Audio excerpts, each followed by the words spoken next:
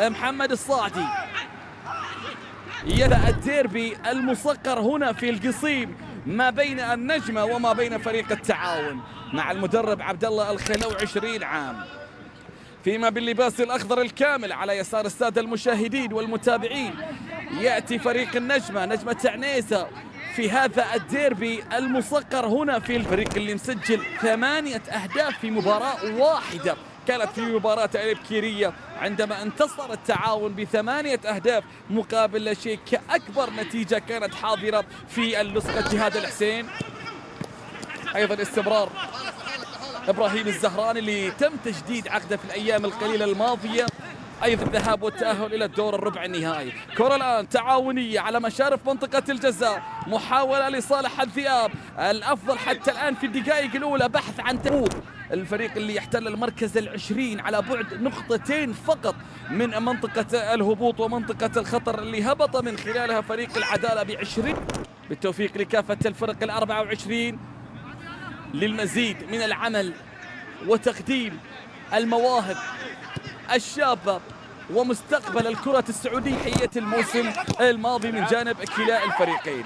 تعاون اللي تعادل من أمام الوحدة في الجولة الأولى هنالك على استاد مدينة الملك. جاء اليمنى إلى إبراهيم الزهراني، إبراهيم الزهراني يعود للخلف. جهاد الحسين قائد ومدرب فريق التعاون، كرة بالجهة اليسرى، تمرير حجز المقعد الرابع، المركز المؤهل المباشر إلى دور الربع النهائي بعيد عن حساب.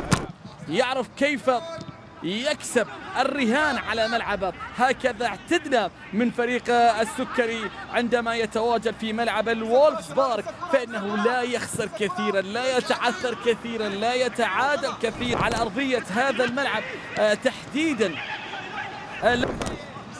لؤي، آلم حميد، تمريرة خاطئة من جانب بدر عسيري، عادت من جديد في منتصف الملعب لصالح فريق التعاون. تغيير الاتجاه إلى إبراهيم الزهراني، الزهراني والعودة.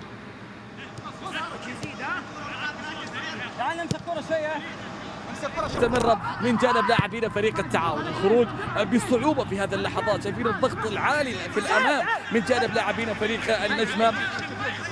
ثاني لصالح فريق السكري، لكن الدفاعات أيضا في الإبعاد، الدفاعات أيضا في التأمين. كرة عودة الآن تعاونية، مصطفى سمبيني، إبعاد على طول حاضر. بين الحين والآخر تشعر بأن هنالك هدف قاتل، هل يذهب للسكري أم يذهب لنجمة حارس المرمى؟ عبد الله المد الله اللي ما زال يحافظ على شباك نظيفة في إحداث الشوط الأول. لؤي، عبد الله المد الله.